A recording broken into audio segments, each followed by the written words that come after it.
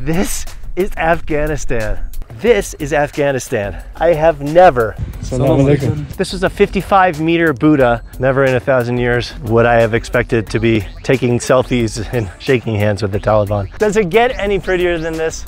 In my last video, we explored the chaos and traffic of Kabul. But today, on the road to Bamyan, we find a different type of traffic. City streets turned into beautiful apple orchards and snow.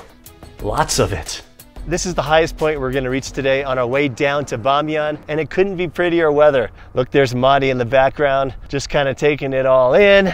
As we go over this overpass, we're going to go down into Bamyan and see what we find there.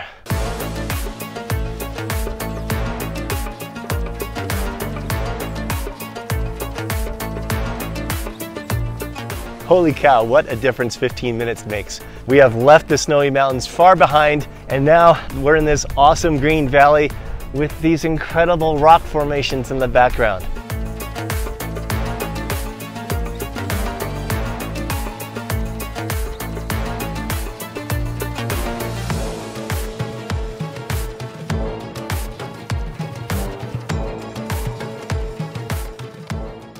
Guys, I'm standing in front of what was once the crown jewel of Bamyan. This was a 55-meter Buddha carved right into the mountainside. Unfortunately though, in 2001, the Taliban destroyed it. Why? Well, because they don't want to promote any other religion but Islam. Each of these holes were actually houses for people or houses for baby Buddhas. These are actually the destroyed pieces of the Buddha. So this, my friends, is the smaller Buddha. Looks pretty huge to me, but this one was only 35 meters tall. Were those his legs? Yeah, these are plant rebuilt with the Japanese government. The people of Bamyan, they said, we don't want the statue of Buddha. We want the identity of Buddha. Because in the original Buddha was made with mud. Yeah, they was trying to rebuild it with bricks and concrete, and that's why they didn't accept. Because under the ground there's another temple. If they complete the statue with the bricks and the concrete, it will get very happy, and the weight will be... They will get very happy? Heavy. It might destroy the temple below. Yeah. How's it going back there? Okay? Yeah. All right.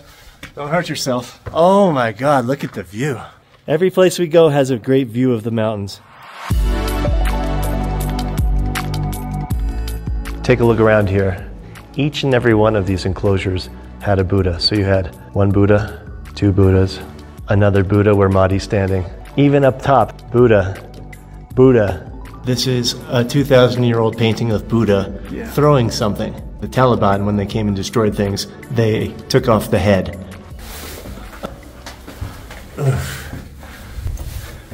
We are officially higher than the Buddha. Yeah.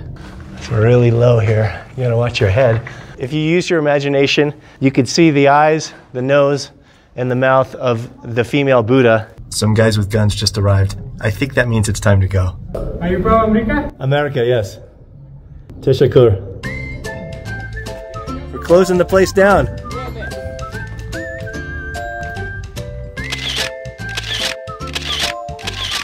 What a surreal experience. Never in 1,000 years would I have expected to be taking selfies and shaking hands with the Taliban. Well, I thought that was the end of our experience, but as we were leaving, I was invited not only to see their office, I was invited also to stay at their place, which is it's quite interesting, but obviously I'm not gonna stay at the Taliban's place. So how do you extract yourself from that situation? Mahdi, what did you say? We will be very happy if you be in your office and have some tea with you. And unfortunately, we don't have time. We need to go to visit other places. I'm really lucky to know you. So you are basically sucking up to him? Yeah. This is what I was told from many of my friends who have visited Afghanistan. The Taliban aren't going to hurt you. The worst thing that they can do is take 2 or 3 hours of your time having tea with you. The trick is to make those encounters short. Thank you for getting us out of that. You're welcome. It's my job, and you are very, very welcome to Afghanistan. Thank you. Next, we drove 2 hours to Bande Amir, Afghanistan's first national park. I'm standing at the gorgeous Bande Amir National Park. This is the place that I've been dreaming of going to in Afghanistan, and I got the perfect perfect day. This lake is one of 6 in the national park, and though I'd love to stay here for another hour, the park is big and we've got a lot more exploring to do.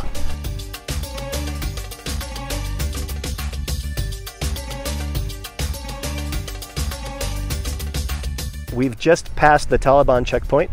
Very easy, all you have to do is show your passport. And then if you look behind me here, there's actually people living here. And it makes sense because this place has only been a national park since 2009, and there have been people living here for hundreds of years. So this is Main Street, Bande Amir village, where you can get everything you need.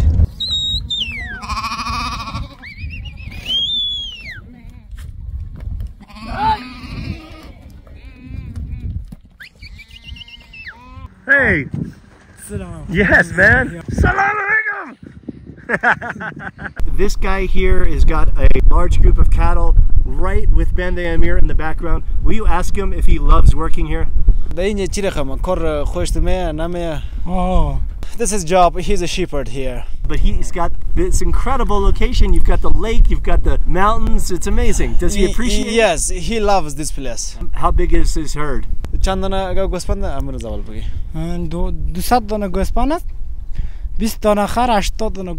About 250 girls and sheep, 80 cows, 20 donkeys. Has he ever met Beaker before? Azipesh Bikara Didi? No, he didn't see. Do you like him? You like my Beaker? Oh.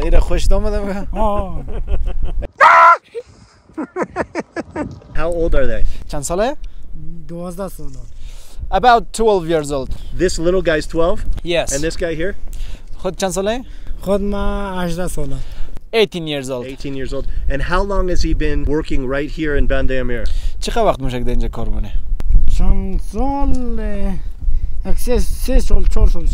or 4 years that he works as a shepherd here. Okay. Same with his brother? Yes. Awesome. Good luck, mashallah. Is this the Instagram spot? There's no other people here. How incredible is that? I have never seen water bluer than this. You might think this is photoshopped, but it's not. This is the real deal. This is the unfiltered Afghanistan. Who made this lake? Ali, the cousin of Prophet Muhammad. Really? Yeah. This lake is famous by the name of Bandi Amir. Amir means like the holy person because he's the first Imam of Shia people. Is that a mosque over there? Yes. Ali stopped there for a break, and after sometimes people has made it as a holy place. Some people that they have some wishes, they come here to pray for Ali because maybe he asked from the God to help them to they get their wish.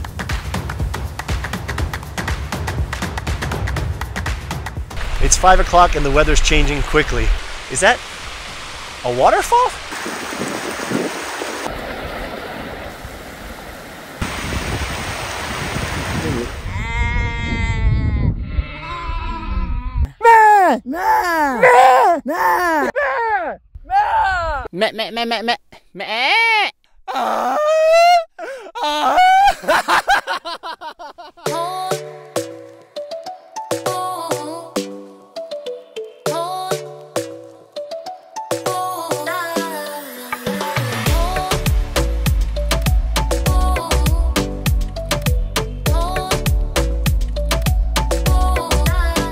Hi everyone, Phil here. On my channel, I've made playlists of the best videos for every country in the world. It's an amazing resource that's taken me hundreds of hours to produce. So I'm really glad you're here, but I'd be happier if you subscribe to support the work I'm doing. Welcome to the City of Screams. This is a place that you cannot miss when you come to Bamyan. With a name like City of Screams, obviously there's got to be a story behind it. The story goes, Ghengis Khan came and ransacked all the different villages and all the different towns around here without a fight from the kings. But this king, he thought he was so powerful that he could resist mighty Ghengis Khan. So he fought.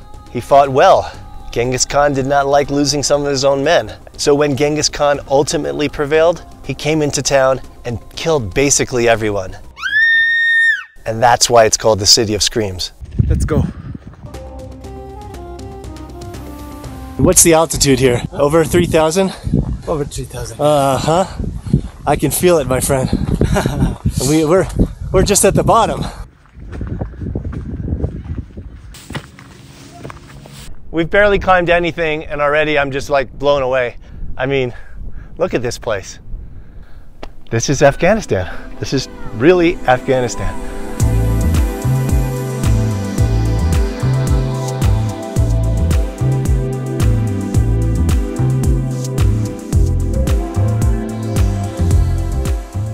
At the top, I found a Taliban outpost, and walking right in front of me, senior Taliban officials.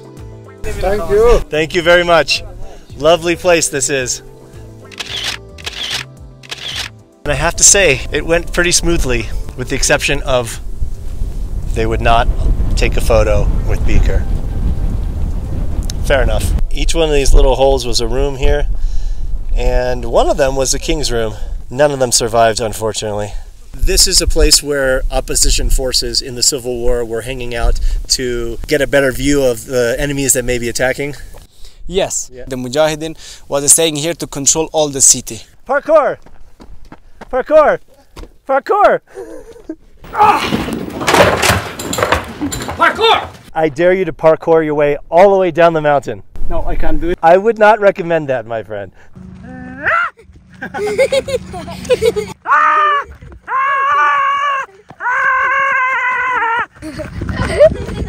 Bye, Beaker!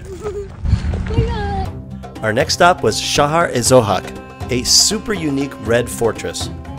We're starting our hike to the Red City. This is a Martian-like landscape like nothing else I've seen. This guy here is planting apple seeds for the summer. This whole thing here is going to be apples.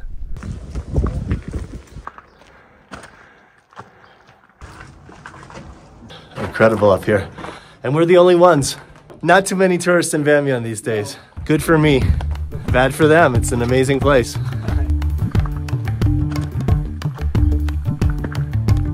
So here we find the remnants of a lookout point. It's super beautiful. You can see the green all around us. Behind me are the walls of the city, and in front of me, the old red city. This is the real deal. At the top of this red mountain is where the Hazara were defending themselves in the Civil War. Yes. And this is where they would shoot down planes from. Yes. Well, we've made it to the top. I can say it's well worth it. You can see the road behind me. That is this spectacular road that we took from Kabul to Bamyan. I'm in love with this city. Well, that was incredible, but now comes the hard part. It's so slippery. And you're doing it in sandals. You crazy! And we're back. Leave a comment below if you are as surprised as me that this is Afghanistan. Our final stop was the Dragon Valley. Why the name Dragon Valley? You'll find out in 15 seconds.